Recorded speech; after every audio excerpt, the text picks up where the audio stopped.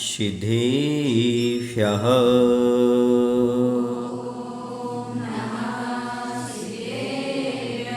ॐ नमः सिद्धेभ्यः।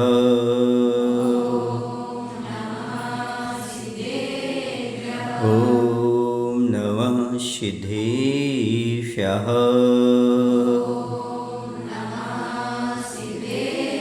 जीवमजीवं दौवं जिनवरुवसहेण जेन निदिष्टं देवेन्द्रविन्दवन्नं वन्दे तं सौदा शिरसा। वन्दे तं सौदा शिरसा। बोले देवादेव श्री महावीर भगवान की, आचार्य नेमिचंद महाराज की, आचार्य गुरुदेव श्री विद्यासागर जी महाराज की, आचार्य समय सागर जी महाराज की।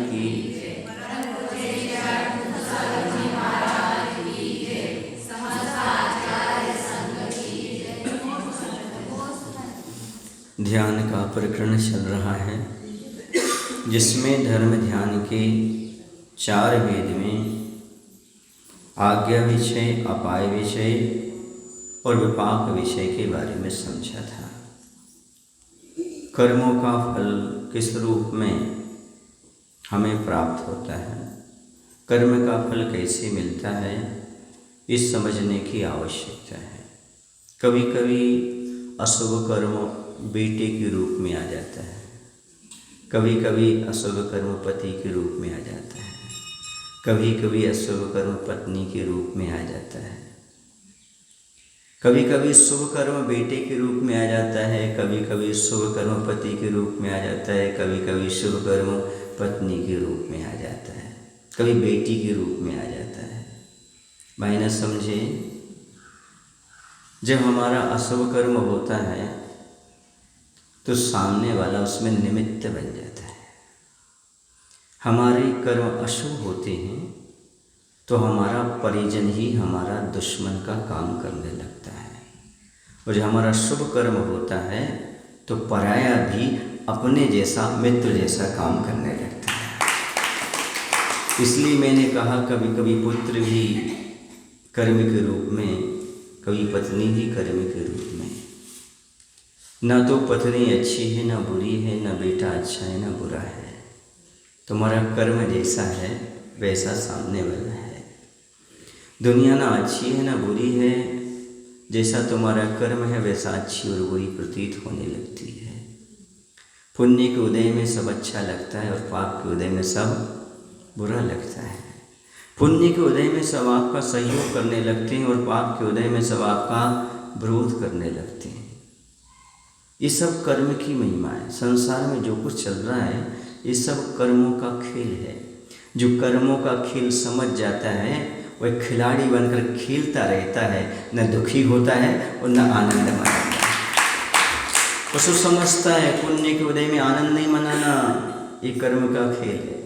पाप के उदय में दुखी नहीं होना, ये सब कर्म का खेल है। अब खेलना है तो कर्मों को खेलना है। कभी फुटबॉल का खेल तो कभी वॉलीबॉल का खेल। वॉलीबॉल का खेल हाथों में गेंद रहती है, पुण्य का उदय है।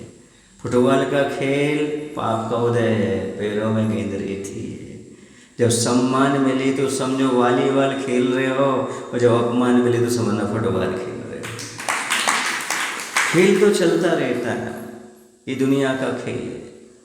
वॉलीबॉल खेलने वाला भी आनंद में है, फुटबॉल खेलने वाला भी आनंद है, पर तुम क्यों दुखी हो और तुम क्यों आनंद में? एक स्वभाव रखो ना, खेल तो खेल है। पाप के उदय में भी समता और पुण्य के उदय में भी समता। सुख में होकर मगन न फूलें, दुख में कभी ना घबराए। ऐसा भाव अंदर लाना एक कर्मों का फल है, इसे तो भोगना पड़ेगा। एक बात हमेशा याद रखना, कर्मों के उदय से नहीं बच सकते। जो हमने कर्म पहले किया है उसका उदय तो आएगा ही आएगा। फिर क्या सावधानी रखना, कर्म के उदय में राग द्वेष नहीं करना, हर्ष विषाद नहीं करना, पुण्य के उदय में खुश नहीं होना, पाप के उदय में दुखी नहीं होना। फिर आगे कर्म नहीं बंधेगा तो आगे तुम इस कर्म की से बच जाओगे। बस इतना है। कर्म बंधन से बच सकते हो, आगे वो परिणति आपके पास नहीं आएगी, बस ये समझ लो। समझ आ रहा है? इतना पुरुषार्थ किया जा सकता है। और भी आचार्य कहते हैं जो हमारा कर्मोदय में आ रहा है उसे सहनीय बनाया जा सकता है, और जो उदय में आ रहा है उसे असहनीय भी किया जा सकता है, उसे बढ़ाया भी जा सकता है, कम भी किया जा सकता है। समझ आ रहा है? जैसे बाजार से आप करेला लाए तो करेला सीधा खा सकते हो क्या आप, है ना? फिर क्या करते हो, नमक के पानी वगैरह से धो करके, है ना, उसमें किशमिश छुहारे का गुड़ का मिश्रण करके, है ना, छुहार क्या कहते बघार वगैरह लगा कर खाते हो, खाने योग्य बन जाता है। ऐसे अशुभ कर्म आपके पास आ रहा है, तीव्र शुभ कर्म, लेकिन अभी आप करेले के पानी में हो, करेला का पानी, उसका नमक का पानी में, नमक का पानी समझते हो, अभी इस प्रवचन में बैठे हो, अभी आप पूजन कर रहे हो, दान दे रहे हो, ये नमक का पानी चल रहा है, निश्चित वो कर्म रूपी करेला अपनी कड़वाहट कम कर देगा।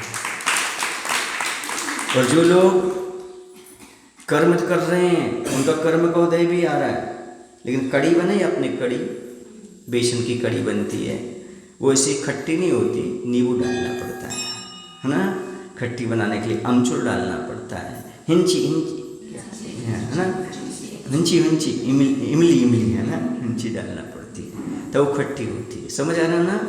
इसी प्रकार से पाप का उदय आ रहा है, इतना कड़वा नहीं है, लेकिन तुम शराब पी रहे हो, है ना, तो मंदिर से कोई मतलब नहीं है, तुम पाप में लगे हुए हो, मात्र धन कमा रहे हो, उस समय आपके लिए समझो क्या बन रही, कड़ी बन रही है, उतना कड़वा फल नहीं है, लेकिन तुम कड़वाहट और मिला रहे हो, धर्म नहीं कर रहे, पाप कर रहे, और वह आपके लिए दुखदायी हो जाएगा। समझ आ रहा ना? कहने का तात्पर्य है धर्मात्मा के कर्म का उदय नहीं आता, ऐसा नहीं है, धर्मात्मा के भी पाप का उदय आता है और पापी के भी पाप का उदय आता है, बस अंतर इतना है ये करेले को भी खाने योग्य बना लेता है। समझ आ रहा ना? और ये कड़वाहट में ला करके और कड़वा कर लेता है, वह असहनीय हो जाता है। जब असहनीय होता तो फिर चिल्लाता है, दुखी होता है, तो कर्म का बंध पुनः करता है। और जो सम्यक दृष्टि होता है वह कर्म को कम कर लेता है, उसकी शक्ति को सहनीय हो जाता है, तो वह धर्म ध्यान कर लेता है, राग द्वेष नहीं करता है, रोता धोता नहीं है, तो आगे अशुभ कर्म से बच जाता है। ये प्रक्रिया है धर्मात्मा और पापी की। समझ आ रहा है ना? ये काम होता है। ऐसा मत समझना कि धर्मात्मा पे कष्ट आ रहे, नहीं आना चाहिए। क्यों? पहले कर्म किए थे वो तो भोगना पड़ेंगे। कर्म ने तो आदिनाथ भगवान को भी नहीं छोड़ा, रामचंद्र जी को भी नहीं छोड़ा। तुम्हें मोक्ष जाना, इसी भाव से भगवान बनना है, बनो, लेकिन बन तो तुम्हें भटकना पड़ेगा। बोलो, तुम्हें 6 महीने तक आहार तो नहीं मिलेगा आदिनाथ भगवान से। कौन कहता है कर्म जो पहले किया है वो तो उदय में आएगा ही। भस्मक व्याधि रोग समुद्रवद्ध महाराज को, सनत कुमार चक्रवर्ती हैं, कुष्ठ रोग, तो ये कर्म के वजह से कोई नहीं बचा। दुखी इसलिए मत हो कि हमारा कर्म अशुभ चल रहा है। दुखी जब हो जब अशुभ कर्म करो। आप सौभाग्यशाली हो, भले आपका अशुभ कर्म चल रहा है, लेकिन वर्तमान में आप शुभ क्रिया कर रहे हो, ये आपका सौभाग्य। रोग तो किसी को नहीं छोड़ता, सुख तो किसी को नहीं छोड़ता। शरीर है तो मिलेगा ही। शरीर धरे को दंड है, रोग शोक और मोह।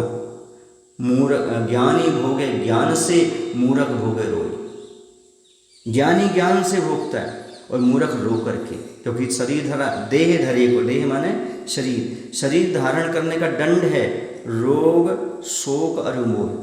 शरीर धारण किया तो 3 चीज़ें मिलेंगी आपको, रोग मिलेंगे, शोक मिलेंगे और मोह होगा। ये तो दंड भोगना ही पड़ेगा आपको। शरीर है तो मोह भी होगा, शरीर है तो रोग भी होंगे, और शरीर है तो शोक भी होगा, क्योंकि शरीरधारियों से आपका संबंध है। किसी का बिछड़ होगा तो शोक भी होगा। लेकिन ज्ञानी भोगे ज्ञान से, मूर्ख भोगे रोई। जो ज्ञानी है वो ज्ञान से भोगते हैं, और मूर्ख आदमी रो रो करके भोगता रहता है, पुनः कर्म का बंध करता है। ज्ञानी ज्ञान से भोगता है तो उसे पुनः कर्म का बंध नहीं होता। हाँ, ये तो कर्म सबको आना है, कोई संसार में नहीं है जिसने कर्म किया हो और उसका फल ना मिले। विश्व प्रधान, कर्म प्रधान विश्व रखी राखा, बेकर्म प्रधान विश्व करे राखा, जो जस करें सो तस फल चाहे। रामायण की चौपाई है, वैष्णव संप्रदाय में भी आया ये संसार कर्म प्रधान है। जो जैसा करेगा वैसा फल भोगेगा। भगवान करता है ऐसा नहीं, एकांत नहीं है, वहाँ भी लोग कर्म को ही कर्ता मानते हैं। जैसा किया है वैसा फल तुम्हें भोगना ही पड़ेगा। समझ आया ना? चाहे रामचंद्र जी, कृष्ण जी का जन्म कहाँ हुआ? जेल में हुआ। हनुमान जी का जन्म कहाँ हुआ? गुफा में, है ना? जो तत्व मोक्षगामी ऐसे हनुमान जी का जन्म कहाँ हुआ? बोलो ना, गुफा में। उनकी माँ को कितना कष्ट सहन करना पड़ा। अभी मत समझो हमारे पेट में कौन सा जीव आया है, कौन सा कष्ट सहना पड़ रहा है। अरे ये तो अंजना ने भी सहन किया, पूर्व कर्म का उदय, है ना? 22 पल के लिए मात्र प्रतिमा को पानी में डुबाया, छिपाया, उसका फल है। क्या हुआ सुन रहे आप लोग कि नहीं? ये 22 साल तक अपने पति से वियोग सहना पड़ा। ये कर्म किसी को नहीं छोड़ता। तुम छल कपट भगवान के साथ नहीं कर रहे हो, खुद के साथ कर रहे हो। समझ आ रहा है? साधु के साथ नहीं कर रहे, खुद के साथ कर रहे हो। ये तुम्हारे लिए फल देगा, आज नहीं तो कल। महाराज हमारे पास समय नहीं है, महाराज हमारे पास जो है ना ऐसा है वैसा है। तुम्हारे पास सब समय है, फिर भी छल कर रहे हो, झूठ बोल रहे हो। तुम समय निकाल सकते हो। यदि भी राग रंग का कार्यक्रम आ जाए, समय निकल आएगा। यदि कहीं दूसरे देश में आपके यहाँ बच्चों की शादी हो, कोई चीज़ हो, तो 7 दिन की छुट्टी अपने आप ले लोगे तुम, दुकान से भी, ऑफिस से भी और खेती से भी। समझ आ रहा है ना? कैसे मिल जाती फिर छुट्टी? राग है, मोह है, रुचि है, वहाँ पर छूट हो जाती है। और जहाँ पर धर्म की बात आए, हमारे पास समय नहीं है, क्योंकि फालतू का है धर्म। किसका धर्म है? फिर धर्म भी तुम्हें फालतू बना देता है। जाओ, क्योंकि तुमने धर्म को फालतू समझा तो धर्म ने भी तुम्हें क्या फलाया? फालतू। कहते ध्यान रखो, वक्त पर चेत जाओ, वरना वक्त तुम्हें कहीं का नहीं रहने देगा। एक वक्त ऐसा भी आता है जो कहीं का नहीं रहने देता। एक व्यक्ति से पूछा, भाई क्या कर रहे हो? बोले कुछ नहीं यार, समय काट रहे हैं ना। समय कहता है, बेटा तुम हमें नहीं काट रहे, हम तुम्हें काट रहे हैं। बोलो ना, एक एक क्षण कट रहा है, आयु नहीं कट रही। और आयु कटना क्या है? मरण है, अविची मरण है। एक एक पल काट रहा है। तुम्हें लग रहा है हम समय काट रहे, समय नहीं काट रहे, तुम आयु को काट रहे हो, अपनी जिंदगी को काट रहे हो, अपने जन्म को, अपने जीवन को काट रहे हो। ये मान करके चलो। ये आदमी भूल जाता है। इसलिए यहाँ पर विपाक विषय धर्म ध्यान करने का अर्थ है कर्म की उदय में समता परिणाम रखना, किसी को दोष नहीं देना और स्थिर रखना मन कि भाई ये तो हमारे कर्म का उदय। सामने वाला निमित्त बना है, उसकी पोजीशन है। वह किस कारण निमित्त बना हो ये अलग है। कारण क्या है? उपादान कारण हमारा मात्र कर्म है। इसे कभी मत भूलो। समझ रहे ना? एक दिन हमने एग्जाम्पल दिया था। आप लोग कहीं पिक्चर थिएटर में गए हो तो आपने देखा होगा एक सामने पर्दा रहता है ना? पर्दे पर लोग नाचते हुए, गाते हुए, क्रियाएं करते हुए दिखाई देते हैं। लेकिन पर्दा कुछ नहीं है। पीछे देखो जरा मुड़ करके, पीछे ऊंचाई पर एक फोकस पड़ता है। देखा आपने? लाइट पड़ती, फोकस पड़ता है ना? फ्लैश है ना, आता ना, चमक आती ना, वहाँ से पीछे से आती है फोकस पड़ने वाला। पीछे सारा का सारा सिस्टम रहता है। वो गड़बड़ हुआ तो पर्दा पर सब गड़बड़। वहाँ पर जैसी कैसेट लगाओगे वैसा सामने, सीडी लगाओगे वैसा सामने आपको चित्र दिखेगा। इसी प्रकार से दुनिया में जो कुछ दिख रहा है ना, ये सब पर्दा है। हकीकत तो ये है पीछे फ्लैश से काम चल रहा है, उसका नाम कर्म है। जैसे कर्म की सीडी फंसेगी वैसे पर्दे पर पिक्चर आ जाएगी। चाहे शोले हो चाहे शहंशाह हो, चाहे गरीबी अमीरी हो, चाहे रोटी कपड़ा मकान हो। समझ आ रहा ना? चाहे अपना हो चाहे पराया हो, चाहे हम आपके हैं कौन, कोई भी हो, जो कुछ भी सामने आएगा, समझ आए ना? वो कैसे आएगा? जो पीछे से चलेगा, है ना? चाहे जानी दुश्मन हो, कोई भी हो, चाहे हमारा मित्र हो चाहे दोस्त हो, वो कब आएगा? कर्म का उदय जैसा चलेगा वैसी पिक्चर सामने हमें दिखाई दे रही।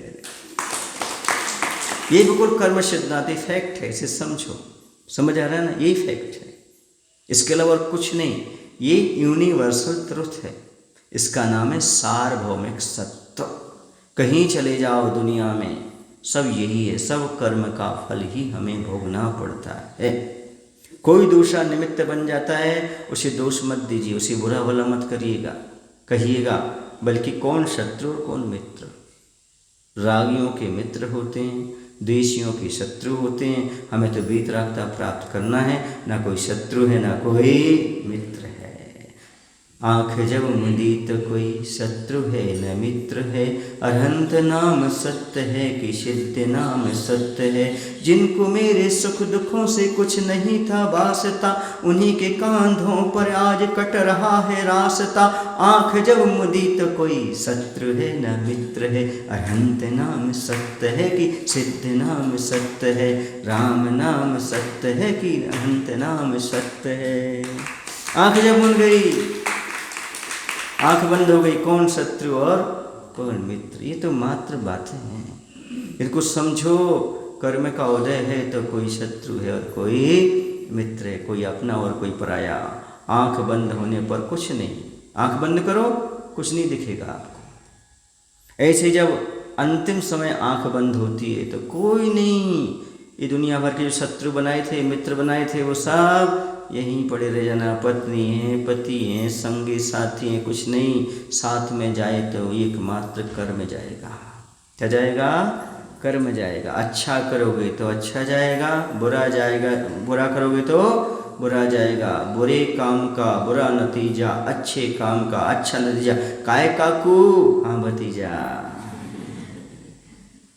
सुने ना, काकू से पूछ लो ना।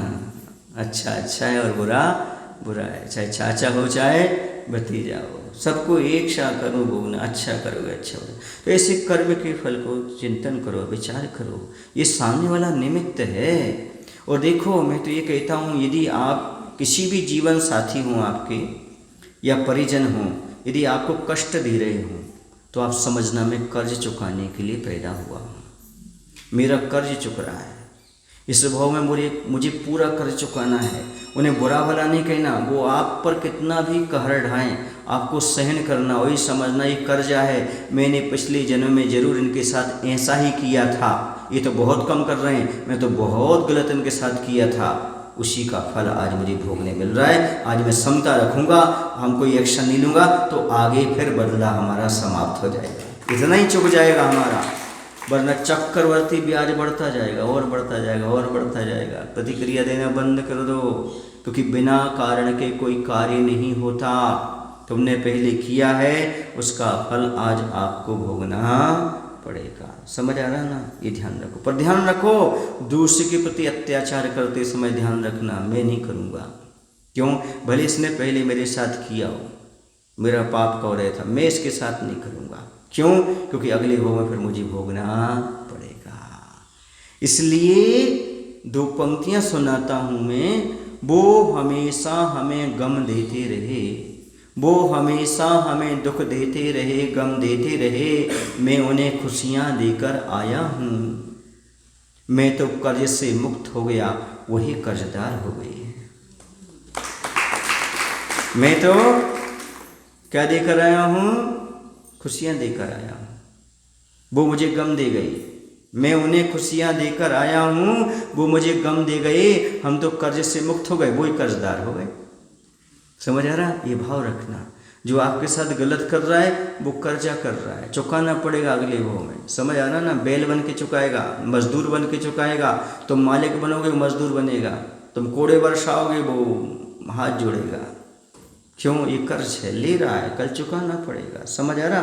आज वो कोड़े बरसा रहा है, तुम्हें सहन करना पड़ रहा है, सहन करो। अगले भाव में वो ऐसी दशा होने वाली है। कर्म किसी को नहीं छोड़ता। यदि ऐसा नहीं होता तो दुनिया में आज हिंसा होती, दुनिया में आज अराजकता होगी। नहीं, कर्म छोड़ेगा नहीं, आज नहीं तो कल।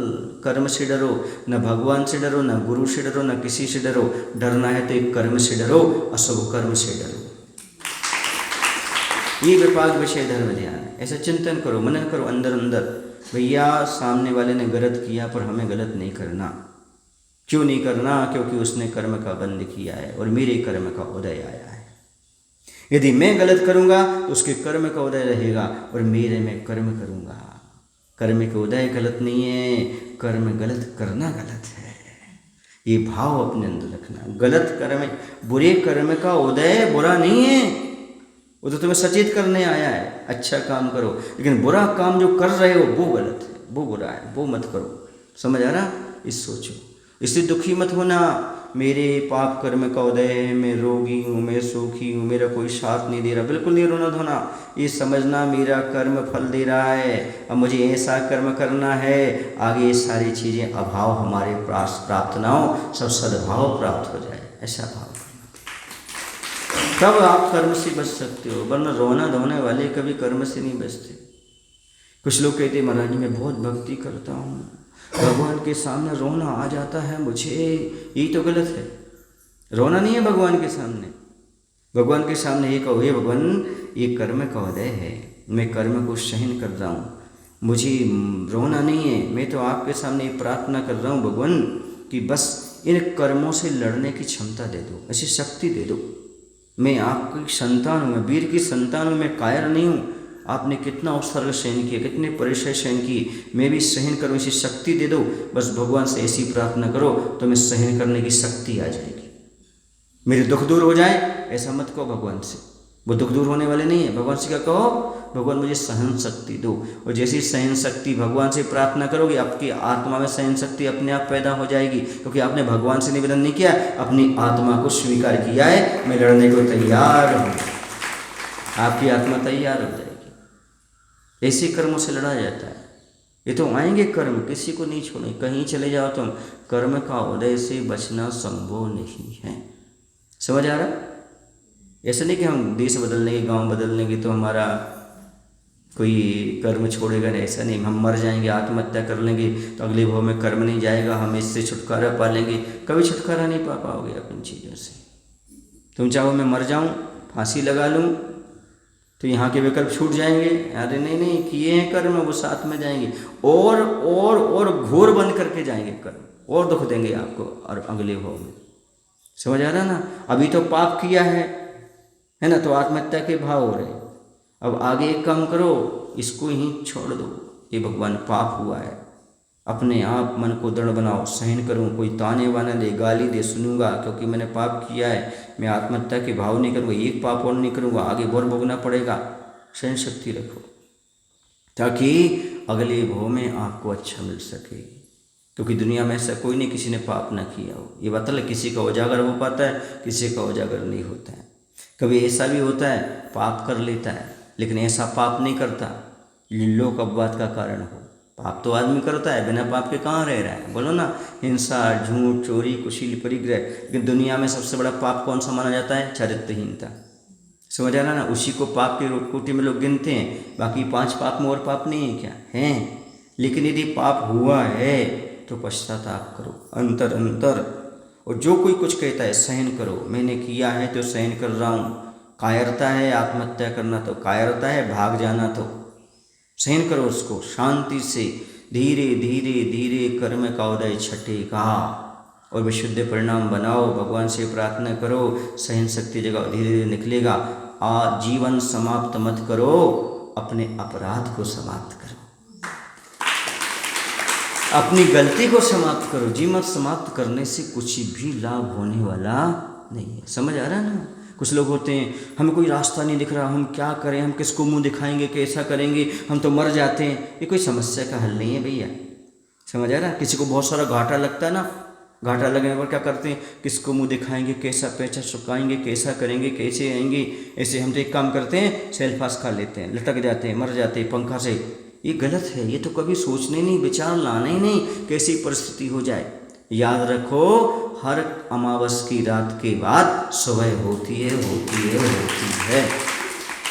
हर कुछ कर्म के उदय के बाद पुनः अच्छा कर्म का उदय आता है, आएगा आएगा। ऐसा नहीं है, सुनना, गलती ऐसा नहीं कि आदमी नहीं करता। यदि गलती नहीं करता तो अभी तक मोक्ष नहीं हो जाता। कितनी गलती करते आए, कौन कौन से भाव में करते आए, तुम्हारे कौन कौन से भाव की गलतियां गिनाएं हम? इस भाव की मालूम है तो आपको मालूम, पिछले में कौन ने क्या क्या किया, कोई भरोसा है? और किसका कैसी रिलेशनशिप रहा पूर्व भाव में, क्या पता आज उदय में आ रहा है। समझ आ रहा है ना? पता नहीं उसका पहले कौन सा रिलेशनशिप रहा हो। आज इसमें अपन को दिख रहा है ये गलत चल रहा, गलत चल रहा, पर पता नहीं कितने कितने भाव के चलते रहते संस्कार। संस्कार भी यही भाव के थोड़ी होते हैं, हाँ? 9 10 भाव तक संस्कार चलते हैं। वही राग का संस्कार इस भाव में किसी को इसके प्रति आ गया हो और आ जाने से यदि उससे कोई गलत काम हो गया हो एकदम उसके लिए एकदम तूल नहीं देना चाहिए, एकदम गलत साबित नहीं करना चाहिए, उसे सिंपैथी देना चाहिए, समझाना चाहिए भाई हुआ है, गलती हुई है, कोई बात नहीं, आगे भविष्य में ऐसा नहीं करना। उसे संबल दो, कैसा दो? हाँ, पापी व्यक्ति के प्रति भी संबल होना चाहिए। आचार्य भगवान जैसे संबल दो। देखो कैदी लोग कहते कैदी हैं, मरने दो, पाप किया है, तो पर आचार्य से नहीं, हथकरघा का आधार दिया, आजीविका का आधार दिया, सुधरना चाहो तो सुधर जाओ। पाप कौन नहीं करता, कर लिया तुमने, पश्चाताप करो। तुम्हारे घर में जो बच्चे पड़े हुए उनकी क्या दशा हो रही होगी बेचारों की। इसलिए यहाँ पर कमाओ, जेल में रहो, कमाओ, और पूरा पैसा कहाँ जाता है उनका? हाँ देखो, उनके तो भगवान हो गए गुरु जी, वो कहते हमारे भगवान हैं। जेल में जिसने हमें पैसा कमाने का, आजीविका निर्वाह का, बच्चों के पालन पोषण का सहारा दिया, ऐसे आचार्य विद्यासागर जी तो हमारे भगवान हैं। वहाँ सत्य चक्र का विधान होता है, वहाँ सारे कैदी विधान करते हैं, क्योंकि संविधान में ऐसा है, यदि कोई सुधरना चाहे तो सुधरे, अपराध छोड़ना चाहे छोड़े, धर्म करना चाहे। जेल तो है, पाप तो किया है तो भोगो, पर उसके धर्म की स्वतंत्रता भी उसको दी गई है। ये बहुत बड़ी बात है बंधु।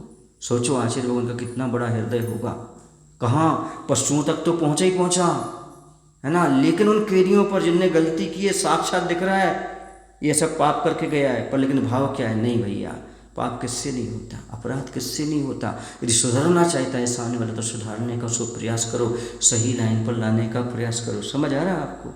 ये हमारा दायित्व है, समाज का कर्तव्य है, ताने बाने ना दे करके, बोला भरा ना कह करके उसे सही रास्ते पर लाने का प्रयास करो। समझ आ रहा है ना? क्योंकि हो सकता है उस समय तुम्हारी बेटी ऐसा करती, तुम्हारा बेटा उस समय करता, तुम पर क्या गुजरती? बोलो ना भाई। ऐसे आप समझो, यदि किसी के घर में ऐसा होता है तो आपको ताने बाने नहीं देना, सिंपैथी देना है। भाई गलती हुई, किससे नहीं होती, समझाओ, समझो, आगे रास्ता मार्ग प्रशस्त करो। समझ आ रहा है ना? और आपने जीवन में कौन कौन से पाप किए हैं ये भगवान जानता होगा या आप जानते होंगे।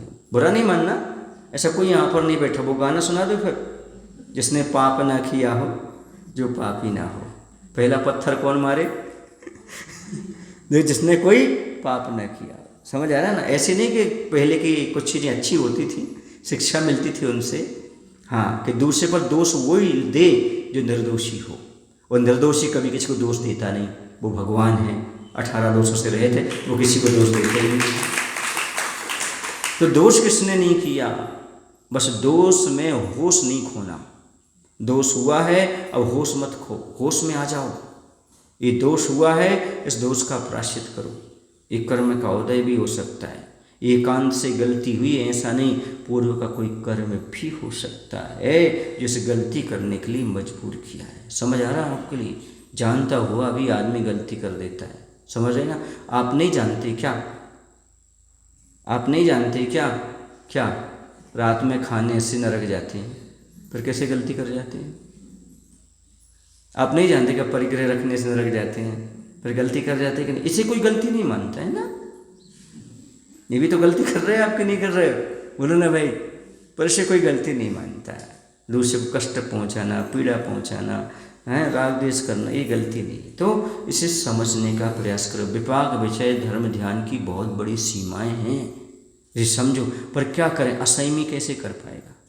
असंयमी के करने के लिए बहुत कुछ ताकत चाहिए। असंयमी कह तो देगा हाँ ये कर्म का उदय ऐसा, लेकिन अंदर हाँ हमें पता है, हमें पता है, हमें पता है, ऐसी बातें करेगा वो। ये कह देगा कि मेरे कर्म से सामने वाले ने हमें गलत किया है, पर मौका मिलेगा तो उसे छोड़ेगा भी नहीं वो। बेटा तुमने हमारे साथ ऐसा किया था, हम तुम्हें नहीं, लेकिन संयम है तो जिसने गलत किया था कर दिया, अब मैं उसको क्षमा करता हूँ। अपने भावों में कभी बेकार नहीं लाऊंगा, उसके साथ गलत नहीं करूँगा। एक बार क्षमा हो गई, पर आपकी तो कई बार क्षमा भी हो जाए, लेकिन फिर उसके बाद भी क्रोध उत्पन्न हो जाए। ये वही है, हाँ पता है, मंच पे क्षमा मांग ली, नाटक किया था उसने, बोलो ना, ऐसे मन में आ जाएगा। सास बहू कभी नाराज हो जाएं, एक दूसरे से क्षमा मांग लें, आओ बड़ी ढोंग करती है, धर्म का नाम लेती है, करती तो ऐसी है, हमें पता है, वो साधु के सामने तो ऐसी बन जाती है, भैया यही धर्मात्मा हो। और घर देखो, हमसे पूछो, हम रहते हैं महाराज जी, हम रहते हैं इनके साथ, बोले होता है कि नहीं होता है? आदमी क्षमा मांग ले, क्षमा कर दे, सब कुछ है, लेकिन अंदर टीस नहीं जाती। बस उसी का नाम है विपाक विषय धर्म ध्यान नहीं हो पाना। वो टीस अंदर से निकालो, वो जाए तब तो धर्म ध्यान हो। वो कब होगा? जब कुछ संयम ग्रहण करोगे तभी होने वाला है, इसके पहले नहीं। मात्र पढ़ने से कुछ नहीं होगा। विपाक विषय धर्म ध्यान आपने पढ़ लिया, कर्मों के फल का विचार करना। विचार कैसे करोगे? जो मैं करा रहा हूँ वही विचार करा रहा हूँ कर्मों का, वो जब तक नहीं होंगे तब तक काम नहीं होगा। अपना बेटा ही कुणिक, सुन रहे ना, अपने पिता सैनिक को बंदी गृह में डाल देता है, रोज जाके सजाएं दे रहा है। छायक सम्यक दृष्टि है, अगले भव में तीर्थंकर बनने वाले, प्रथम तीर्थंकर महापद्म नाम के, लेकिन अभी उनका बेटा उनको कोड़े लगा रहा है। ये क्या चीज है? कर्म है, कर्म। देवता क्या कर रहे हैं? अरे तीर्थंकर बन रहे हैं, इनको कोड़े मत लगाओ। नहीं नहीं, जेल में डाला जाएगा, कोड़े में पिटाई। क्यों? क्योंकि पिछले भव में तुमने मुनि की आहारचर्या में विघ्न डाला था। कोई चौका नहीं लगाएगा, मेरा लग रहा, ये भाव था। मैं चौका लगाऊंगा, कोई नहीं लगाएगा, ये भाव था। मेरे यहाँ भी एक भी बार नहीं हुई, दोबारा नंबर कैसे आ सकता है? बस ये भाव था। समझ आ रहा ना? उसका परिणाम है वो मुनि बन गए। कौन? आकर के कुणिक और राजा सैनिक को कोड़े लग रहे हैं। समझ आ रहा आपको? नहीं आ रहा? हाँ, तो ये कर्म ये मत समझना कि हम धर्म कर रहे हैं। धर्म कर्म तो इस समय भी कौन सा कर्म बांध रहे हो, ये भी ध्यान रखो धर्मात्मा हो। हाँ, कर्म कैसे बनता है? वही बेटा बन करके आ गया कुणिक। फिर माँ ने याद दिलाया। माँ ने कहा, चेला ने, बेटा तुम क्या कर रहा है? तेरे पिता ने जब तुझे हाथ में अंगुली में कोई फोड़ा हुआ था तो वैद्य ने कहा था मुख में रखो, इसका हाथ ठीक हो जाएगा। तेरे पिता ने मुख में हाथ रखा था तेरा। ये सुन करके कुणिक पिघल गया। कर्म का छटनी शुरू हुई सैनिक राजा की। वो दौड़ा दौड़ा जा रहा है, जा करके मैं अपने पिताजी को छुड़ाऊंगा, लेकिन पिताजी वहाँ से देख रहे, ये फिर आएगा, फिर मुझे मारेगा। स्वयं ने अपनी गर्दन काट ली, मरण हो गया राजा सैनिक का। सुन रहे आप लोग कि नहीं? ये है कर्म की वजह, किसी को नहीं छोड़ते। ऐसा मरण हुआ राजा सैनिक का। सुन रहे? ऐसा मरण हुआ। अपने पुत्र को देखता आकर के स्वयं ने घात की, फिर मारेगा मुझे। यह है कर्म की वजह। समझ में आ रहा आपके लिए? किसी को नहीं छोड़ते। मुनि के गले में माला डाली ना, कौन सी माला? सर्प की, मरे हुए सर्प की। बेटा कर्म, भले तुम तीर्थंकर प्रकृति के बंद करो, सब कुछ करो, छायक समर्शन, लेकिन कर्म बांधा है तो वो तुम्हें भोगने में आएगा। कोई कहीं भी जाए, कर्म छूटने वाला नहीं। जरा ऐसे इतिहास तो पढ़ो, है ना? समझ गए ना? स्वयं के द्वारा मरण किया। उसे आत्महत्या नहीं कहेंगे, इसे नहीं कहेंगे, क्योंकि आत्महत्या जो अकाल मरण नहीं कहेंगे। आत्महत्या तो कह सकते हैं पर अकाल मरण नहीं कहेंगे, क्योंकि जिनने पहले आयु बांध ली उनका अकाल मरण नहीं होता। जिनने आगे की आयु बांध ली है वो किसी भी घात से मरे तो भी उनको अकाल मरण नहीं कहा। उनका ऐसा ही था, क्योंकि उन्होंने इस प्रकार के कर्म किए थे। अब सोच लो, 60,000 प्रश्न पूछे भगवान के समोषण में, है ना? पूजन की, उत्कृष्ट श्रावक बना। आज इतिहास में राजा सैनिक, बोलो ना भाई, आगे तीर्थंकर सब कुछ, लेकिन कर्म कैसा? खुद के बेटे ने पिटाई की। अब आप सोच रहे हो कि हम तो बहुत पुण्यशाली हैं, बहुत धर्मात्मा हैं, हमारे बेटे हमें परेशान क्यों कर रहे हैं, हमारे पति क्यों परेशान कर रहे हैं, हमारे ऐसा क्यों? जरा इतिहास पढ़ो। इसलिए कहता हूँ, जो स्वाध्याय करता है, विपाक विषय धर्म ध्यान करता है, उसके सामने कोई विडंबना आती ही नहीं। ये कर्म है। आप तो बहुत अच्छे हो, बहुत अच्छे हो भैया, बहुत अच्छे हो, आपके पति बहुत अच्छे हैं, आपके बेटे बहुत अच्छे हैं, इतने बेकार नहीं हैं। हाँ, आपने पंडित जी का नाम सुना? गोपाल दास बरैया, जिन्होंने सिद्धांत प्रवेशिका लिखी, जैन सिद्धांत प्रवेशिका। उनकी पत्नी कितनी खतरनाक थी, सुनोगे तो रोंगटे खड़े हो जाएंगे। गाली देती थी, गाली पंडित जी के लिए। और हुक्का पीती थी वो, हुक्का जानते हो ना? और पंडित जी फूंक कर देते थे, लो पियो। क्या कर रहे हो? नहीं तो गाली देगी। अब सोचो आप ऐसे आपकी पत्नी ऐसी तो नहीं है ना भैया? बोलो ना, फिर क्यों दुखी हो अपनी पत्नी से? तुम तो सराहना करो, भगवान से प्रार्थना करो, ऐसे हमारे लिए जीवन साथी मिले हुए हैं, ऐसे जीवन साथी मिले हुए हैं। हाँ, कम से कम हुक्का तो नहीं गाली तो नहीं दे रहे। समझ आ रहा? हाँ, ये धर्म ध्यान करो, विपाक विषय धर्म ध्यान, अपाय विषय धर्म ध्यान करो। हमारा सौभाग्य है, हमारे पति धर्म नहीं करते कोई बात नहीं, पर हमें धर्म करने के लिए कभी मना नहीं करते।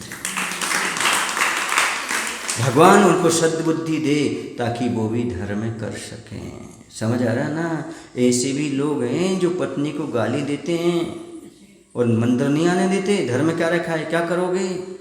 नहीं कर पाते बेचारी, करना चाहें तो। समझ रहे? कुछ पत्नियां ऐसी पति की टांग खींचती रहती हैं, तो मंदिर नहीं जा सकते, ऐसा नहीं कर सकते, तुम्हें धर्म ही धर्म दिखता है, कुछ कमाओ। ऐसे भी है, सुन रहे हैं? ऐसे बेटे हैं जो माँ बाप को गाली देते हैं, ऐसे माँ बाप भी हैं जो बच्चों को गाली देते हैं। तो सौभाग्यशाली हो, तुम्हारे घर में कोई गाली नहीं देता है। भले थोड़ा बहुत पाप का उदय, सहन करो, शांति से सहन करो। समझ आ रहा? ये विचार रखो और कभी भी गलत भाव मत रखो, आत्महत्या के भाव मत रखो, कर्म सिद्धांत को समझो। आज तुम यहाँ पर बैठकर सुन रहे हो, बहुत पुण्य का उदय। पंचम काल में शरीर साथ दे, जीवन साथी साथ दे, प्रकृति साथ दे, समाज अच्छे मिले, दोस्त अच्छे मिले, समझो इससे बड़ा पुण्य और पंचम काल में कुछ नहीं है भैया।